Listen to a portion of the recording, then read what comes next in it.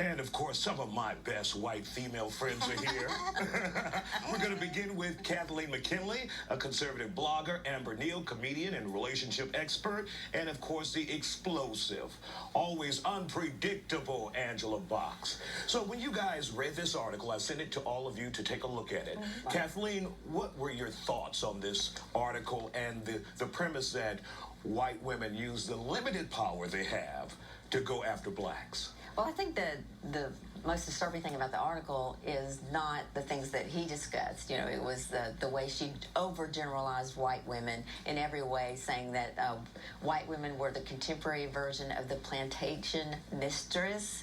You know, very insulting, and I think it was over-the-top generalization. And since Black Americans have had to endure racial stereotypes, I think it's not right for a serious writer to impose racial stereotypes as well, as she does throughout the article about white women.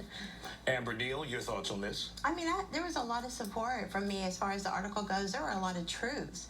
However, I need to know who the classic Becky is, because I clearly don't have the good hair, and I'm really getting tired of being called Becky with the good hair. So it's like, as long as you're credible and you stay on track and you stay to the topic, but as soon as you start the reverse racism, you lost me. Okay. Angela Box, you and the woman went at it on Twitter.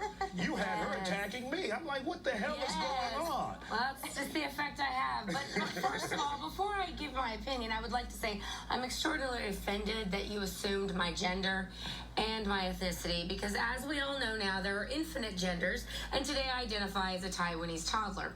Now, that being said, the woman is an idiot.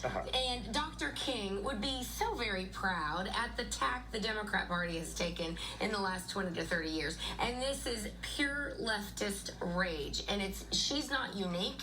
She is emblematic of what the Democrat Party has become. They've become balkanizers. They've become divisive. They've become separate groupthink, and if you deviate at all from the Democrat plantation, watch out, because holy hell will fall down on you. There's a reason the walkaway movement has gained such traction amongst Black Americans, is because they see what frauds the Democrat Party is, and she is a number one fraud.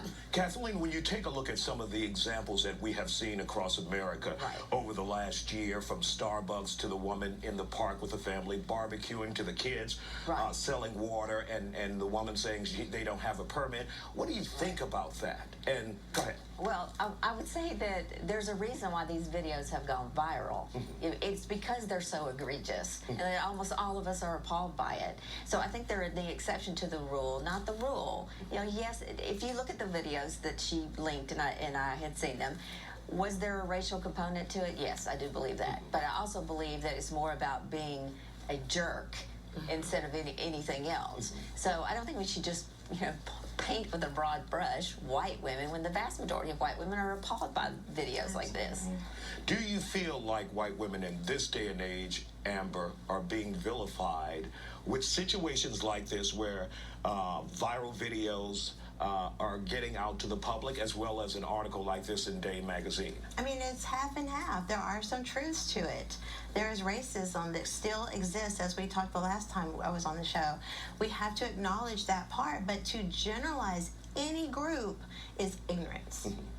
It's ignorance, and we used to call racial slurs. People used to get excommunicated from life for saying the N-word. And I'm not equating the term Becky with the N-word. I'm not doing that.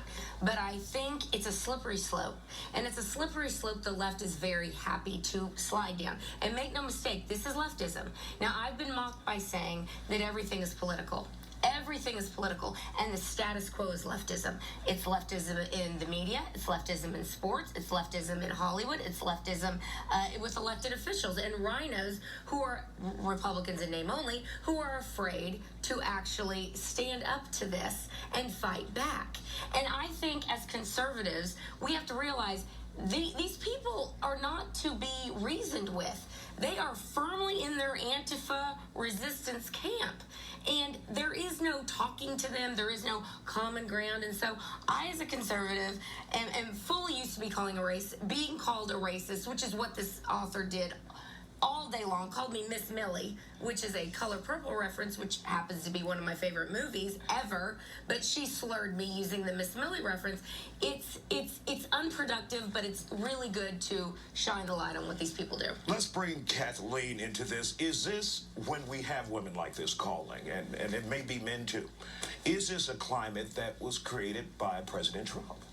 Or has this always been going on and we just never noticed? Oh, I think there were videos like this before President Trump. Yes, I mean, I don't think he has anything to do with it. Like she had said, we all know there is racism out there, and you're going to catch it now on camera, with all our cell phones and all that. I think it just makes it, it blows it up to where it's not really.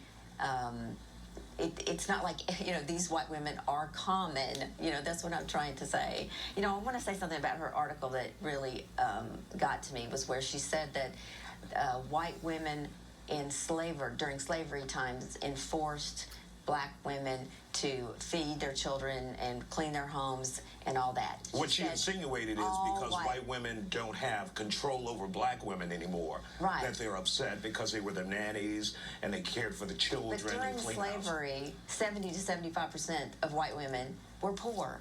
My ancestors were poor on both sides of my family. So, the vast majority of white women did not do this. They didn't have slaves. They didn't have money. So, I think that spreading those types of, myths in history is, if a young person was reading that, they would think, oh, well, most white women must have had slaves, and that's not untrue, and that breeds contempt between the races, which is unfortunate. Amber? I just want to add to that. I think that you got to be really consider the source on anything. A lot of things are very negative and meant to divide. If country divided cannot unite and come against the things that are coming against all of us, everybody needs to really wake up and get out of your phone and look up and see what's really going on and vote and make a choice.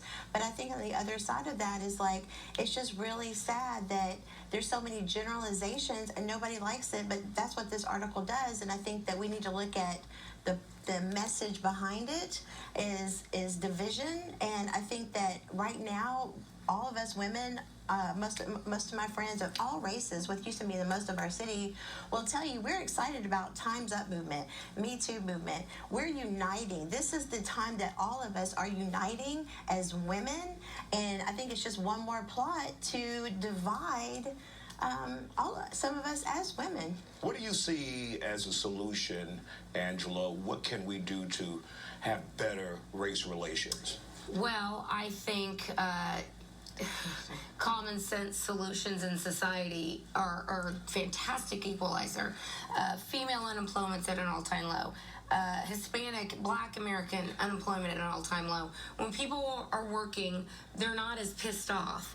And unfortunately for the left, they need a bunch of pissed off people all the time, which is what this article serves to do, to continue to balkanize, to continue to put into groups. It is so superficial what the left does. What they do is they pigeonhole people with superficial things like, oh, you're gay, oh, you're Black, oh, you're Hispanic, oh, you're a woman. So you can't think that illegal immigration is probably the greatest crisis this country is facing. You can't think that, supply side economics actually works, which it does every time it's tried. You can't think that the tax cut enacted by the Congress and signed by President Trump is actually working for you. You're not allowed to believe that because you're Black, because you're Hispanic, because you're female, because you're gay. It's disgusting, and it's all the left has is identity politics. The answer to your question is integration. It's us living together, going to church together, having drinks together. The conversation about race, it needs to be with all races. And to me, living together, working, going to school together, that I grew up in the civil rights movement in the 60s in Jackson, Mississippi. That is what I felt was the most important part of it, was integration. We want to thank you, ladies, for coming on The Factor Uncensored. Great discussion here tonight. We'll be back with more Factor Uncensored in a moment, and we leave you with DJ Sneak, who is in the mix.